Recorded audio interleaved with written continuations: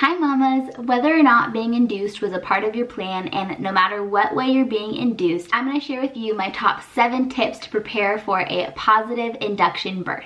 My name is Caitlin Stone. I am a certified childbirth educator as well as a birth doula based around Santa Cruz, California, and I am so excited to share with you my top tips in today's video. So I was induced with my daughter, so I know firsthand what being induced is like. And with that being said, these are all tips that I have learned from my own experience with an induction hospital birth, as well as what I've learned from being a birth doula and childbirth educator. So I just wanted to come together with a video to help kind of lessen your fears, help prepare you, and make sure that your birth can be a positive one. With that being said, these are my top tips for you, and I hope that they help. My first tip is to make the environment your own. You want to make the environment as homey and cozy as possible for you.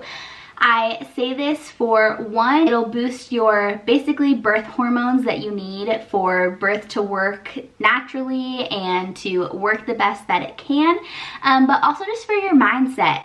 Some people are terrified of hospitals in general, whether you just have have had a bad experience with a hospital, or they're just like, you know, not a cozy, comfy environment. A lot of times it's just like a very sterile white room. The smells are different. You have beeping monitors all around you. So I would say bring candles, and not like flame candles, but you could bring like battery operated candles. I did this for my birth, and it definitely made the environment just a little bit more homey, not so hospital-ish. And I brought a ton of like all different sizes. I had them on like the countertops around the bed, and I actually was able just to turn off or dim all of the hospital lights and just have these battery operated candles going, and it just made the environment so much nicer, so I didn't have just like awful bright lights coming at me all the time. Bring your own pillow, bring your own blankets, bring everything you need to just basically be relaxed and comfortable. So you don't know how long your induction is gonna be. Some people get induced and in the morning and they have their baby by the evening. Other people, sometimes an induction can take a couple days. So do whatever you need to make the hospital environment not feel so much like a hospital. So we just want to boost that happy, warm environment. Bring snacks, bring whatever you need just to make the environment feel comfortable for you. My second tip is to stay relaxed throughout your labor the best you can, and especially in the beginning and early labor.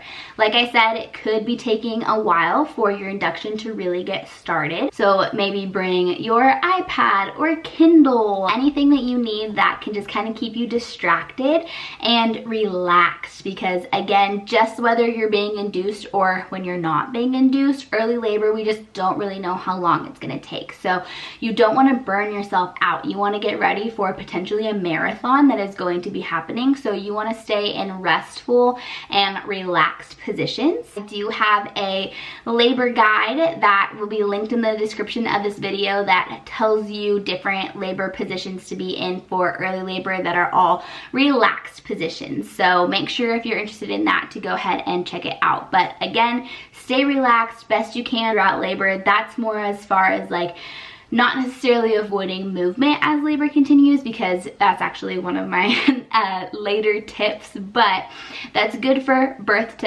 help birth progress. But again, I don't want you to be like moving around all over the place for hours, because again, labor could be taking a while. So we want to do the best we can to just relax. That was something that I made the mistake of.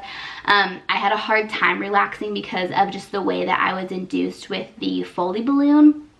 It was a little uncomfortable for me, so I just had a hard time like laying down or sitting. I wish I would have spent more time adjusting my position to something that was comfortable, because I walked around the hospital and stood for essentially 3 hours, which was my entire early labor, and then labor really kick-started. So do whatever you need to stay comfortable. One of my biggest things that I did that helped relax was get in the bathtub. So the bath was just something that really helped ease like my muscles. I was able to actually relax with the balloon in. So if you are going for that induction method and also find that it's uncomfortable, some women do, some don't. I was one of the ones that did.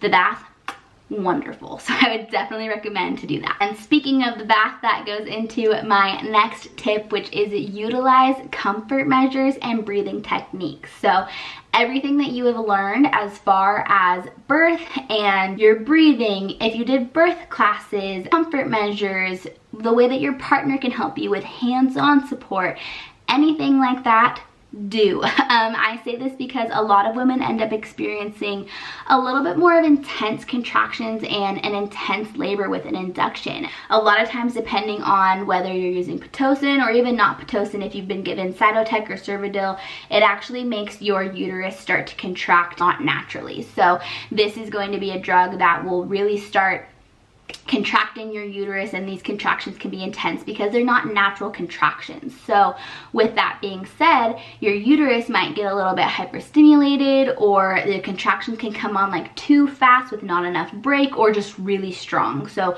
really utilize and practice beforehand these comfort measures with your partner, your hip squeezes.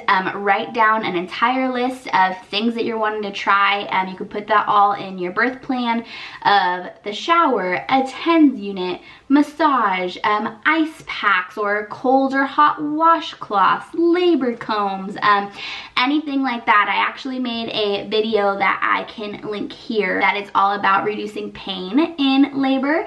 So definitely go ahead and check that out. I go through a few different comfort measures and techniques to use in that video as well, but practice them and have them on hand. Again, your contractions can get to be more intense than just spontaneous labor contractions, so really be prepared ahead of time. That way you can go into it with a plan and trying all your techniques to make sure that you can reduce pain. And with that being said, just because you're having an induction does not mean that you can't have an unmedicated birth if that is your plan, but really focus on breathing techniques and your comfort measures to make sure that that can happen. My fourth tip is actually talking all about your birth plans, because your induction can sometimes cause more intense pain and intense feelings, as well as potential interventions, as inductions do have a higher rate of intervention. So have a plan with what you are and are not comfortable with. So if your labor is taking too long, your provider might want to break your water. Are you okay with that? Maybe do research on it. Or if things are taking a while, your provider might want to give you Pitocin. Are you okay with having Pitocin? Look up your preferences for everything. If you have to have a C-section, look up what you want for that. So I would say just be really prepared in your preferences, but also be flexible to be prepared in case you end up wanting an epidural or any other type of medication to help with the pain, because again, it can be more intense. And I'm not saying this and saying that you're gonna have to go that route, because it is so possible. I know lots of mamas who have had completely unmedicated induction births, but I'm just saying that to be prepared, because if you've had a spontaneous birth compared to an induction birth, they can feel so much different, and I've heard that from a lot of moms too. So all I'm saying is to be extra prepared with your preferences, and also have the option of being flexible for whatever you will need. And my fifth tip is to hire a doula. So a doula is someone that can not only know all of these different labor positions and things to support physiologic birth, but can also be an advocate for you and your birth plan, for your baby, exactly what you want your birth to look like. Because inductions can end up having more interventions, it's just really great to have another person on your team who knows exactly what you want and basically has your back for anything. So you're not always gonna know what OB you're gonna have when you get induced. So you might not have someone that you've already talked about your birth plan with, and some doctors are just more prone to C-sections or more interventions. So again, just having someone else that is on your team can make all the difference here as far as advocacy and physical support, because it might be more painful or more intense feelings that you're having from an induction. A doula can also help with all the physical as well as emotional support that you might need. My sixth tip is movement. Movement during labor, whether you are having a spontaneous labor, induction labor, doesn't matter. Movement is key. It's great to help support the birth process move along at a good rate, and it just helps your body out and your baby out to progress birth. So move around into different labor positions, walk around, don't just stay at your bed. So you can ask for, a lot of hospitals will have continuous fetal monitoring, which is basically just 2 straps that will pretty much just strap right around your belly with different monitors on them. The straps will report basically baby's heart rate and your uterus contractions. So the continuous fetal monitoring, you can ask to not have it if you don't want it and just have them check with a Doppler every once in a while. Because you're being induced, some doctors might not want this, but you can always ask if you don't want it. You can also ask for wireless continuous fetal monitoring, so that way you're not actually just like strapped to the machine that's by your bed, because then you're going to be super limited in movement. So I would really focus on doing hip circles on birth balls, to, like I said, walking around, being in lunge positions. Again, all of this is written in my labor guide, so if you want to download that, it's free. Feel free to download it and really look at all the positions. But movement will just really support your body and your baby. Inductions can, again, take a long time, and I've had moms that I've worked with that have ended up having to have C-sections or just other interventions that they didn't necessarily want because their labor wasn't progressing fast enough according to their practitioner. Movement doesn't always cure everything and make, you know, baby move quickly or your body move quickly, because that is one of the downsides with an induction, is that sometimes your body or your baby just aren't necessarily ready for it. So depending on your body and your baby's readiness will depend on how successful this induction is. Movement can really help that, and not just staying in your bed. So even if you've had an epidural, there are so many ways to keep moving, and you can have a peanut ball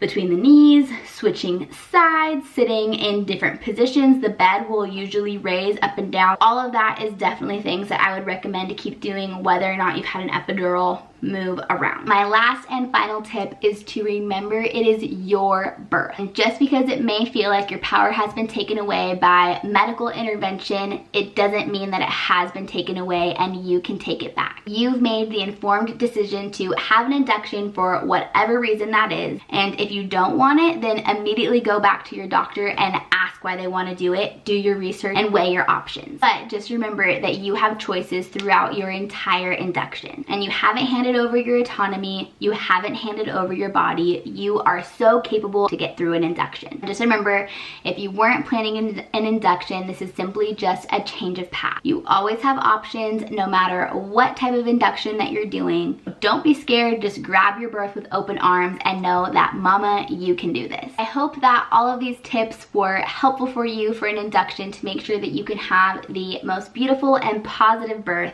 And just to go over my tips again, they are to make the environment your own, to stay relaxed during labor, especially in the beginning of early labor, utilize all your comfort measures and breathing techniques, have a birth plan and be flexible with what you want, but also know all of your preferences and your options throughout labor, move throughout labor, hire a doula, and know that you are in charge of your birth. And again, if you want my labor support guide, it's also for your birth partner. That way they know exactly how to support you. The link to that is in the description of this video, and I will see you in the next one. Bye.